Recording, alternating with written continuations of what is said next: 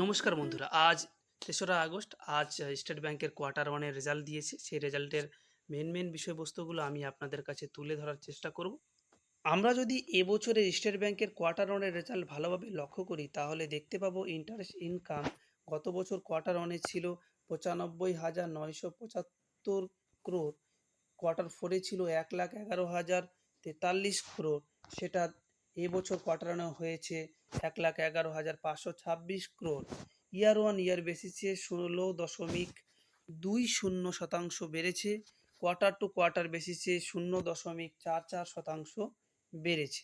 এবং যদি এই কোম্পানির খরচ অর্থাৎ এক্সপেন্সেস খেয়াল করি, তাহলে দেখতে পাবো কোয়ার্টার ওয়ানে ছিল ৫৭,০৭০ ক্রোর, কোয়ার্টার ফোরে ছিল ৬৯,৩৮৭ ক্রোর।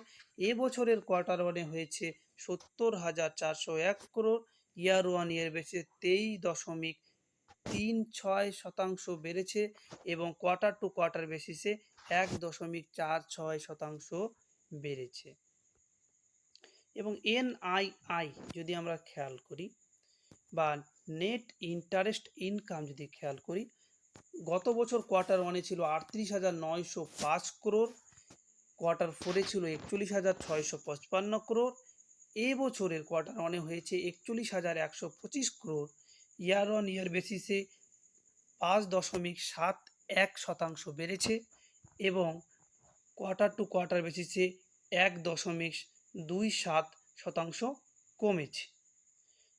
এবং আমরা এরপরে যদি অপারেটিং প্রফিটটাকে খেয়াল করি বা লাভটাকে আমরা যদি দেখি, সেটা হলো কোয়ার্টার ওয়ানে ছিল গত বছরে ২৫,২৯৭ ক্রোর, কোয়ার্টার ফোরে ছিল ২৮,৭৪৮ ক্রোর।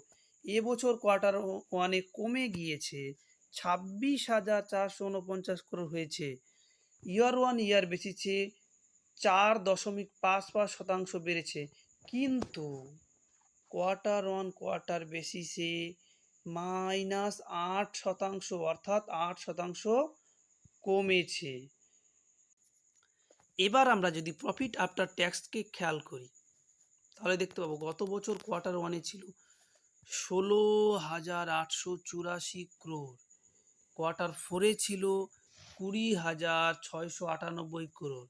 কিন্তু এবছর কোয়ার্টার ওয়ানে সেটা কমে গিয়েছে, ১৭,০৩৫ ক্রোরে দাঁড়িয়েছে, যেটা ইয়ার ওয়ান ইয়ার বেসিসে ০.৮৯% বেড়েছে। কিন্তু কোয়ার্টার টু কোয়ার্টার বেসিসে -১৭.৭০% কমেছে। এর ফলে এবার আমাদের দেখার বিষয়বস্তু হলো স্টেট ব্যাংকের শেয়ার মার্কেটে কিভাবে রিয়্যাক্ট করছে। আরও বেশি ইনফরমেশন পেতে হলে আমার এই চ্যানেলটিকে লাইক, কমেন্ট, শেয়ার এবং সাবস্ক্রাইব করুন। ধন্যবাদ।